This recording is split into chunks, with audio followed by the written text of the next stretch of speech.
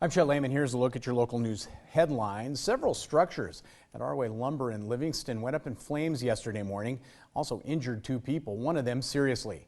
Fire department officials say it started with an explosion from sawdust in one building that quickly spread to 3 others. According to RY Timber website, the facility makes about 16% of the lumber manufactured in Montana. That mill also produces more than 60 million board feet of lumber per year and employs more than 85 people. Representatives from ROI say damage from the fire will not halt production and no jobs will be lost because of that fire.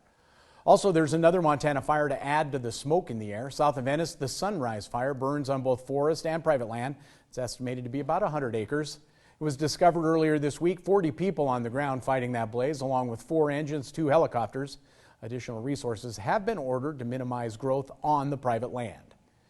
And after 2 years of construction, the Billings Clinic facility in Bozeman ready to open its doors this morning. Billings staff, which has been working in remote locations, will now be under one roof. They'll be joined by many newcomers. The clinic says it has already hired around 200 people, still looking to hire 60 more. The outpatient surgery center will also be at the clinic, and that will open its doors in early October. At the state capitol yesterday, the State Office of Public Instruction gave lawmakers a closer look at some of the educational gaps that still remain among students in Montana. For Native students in the 2021 school year, 55% of reading scores on the Smarter Balance test were in the novice category. That's compared to 24% for non-Native students. In math, 64% of Native students scored in the novice category, compared to 29% for non-Native students. And graduation rates for Native American students were down slightly last year. The report also shows a large gap in test scores between schools in low-income areas compared to other schools. That's a look at your local news headlines. I'm Chet Lehman.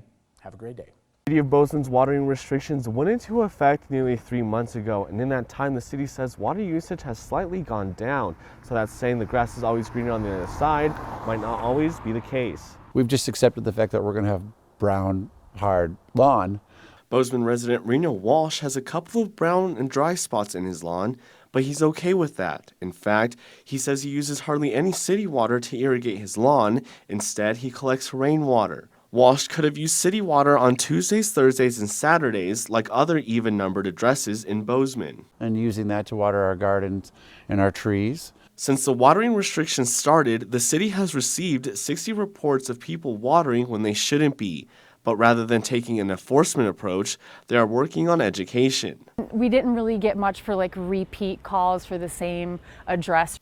With Bozeman watering restrictions, the city had one day where there was no residential watering. We have seen decreased water usage on Monday, which shows that a lot of residents are in compliance. So, how much did watering restrictions affect Bozeman residents? We're using 25 gallons less per person per day. Looking forward to the fall, water levels for the city at Highlight Reservoir remain normal thanks to the wet spring. It may look low, but it's actually above average for this time of year. As for Walsh, he says having the grass greener on the other side might not be the reality moving forward. It's the American dream to have a nice house with a green lawn, but I think that perspective needs to change here in the West. As we head into the fall, Alstrom says it's a good time to slow down watering even more to get your lawn ready for winter.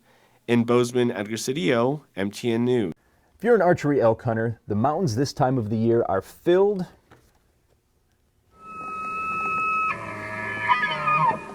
with music to your ears.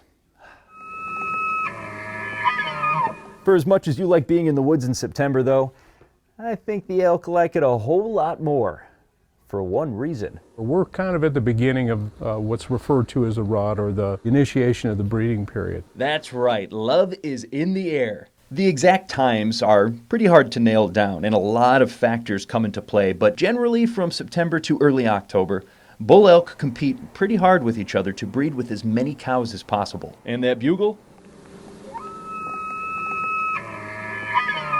is a vital calling card. What bulls are trying to do is trying to get a harem of cows together. They'll have a herd that they have, and they refer to them as a harem. And what they try to do is they want to have enough that they're able to get their genes into the next generation of the population. But at the same time, they're also trying to defend that against all the other bulls that might be also interested in participating. So what you wind up with is a real kind of defensive posture, and a lot of times you hear those calling back and forth, and they'll be challenging to one another. For hunters, using a bugle like this is one of the best ways to bring in a big old bruiser close enough for an archery shot. But don't start thinking that tricking a love-struck ungulate is a gimme. You know, you get that response as a hunter when you're trying to bugle a bull in. Sometimes you frighten them off, sometimes you get them to challenge you, sometimes they just slip around you just trying to figure things out. So it's not a guaranteed, hey, if I whistle just right, I'm going to have something crawl into my lap. And if you would like to be involved in the way that we manage our elk in the future, Brian reminded me, you still have a chance to speak up. We're still in the process of taking comment on our next elk plan. We're concluding the public meetings. There are still about 9 public meetings that are yet to be held within our Region 2. Then we'll use all that to try to draft the first round of what it's going to look like. Still be opportunity for public comment following that. And we all know what that sounds like.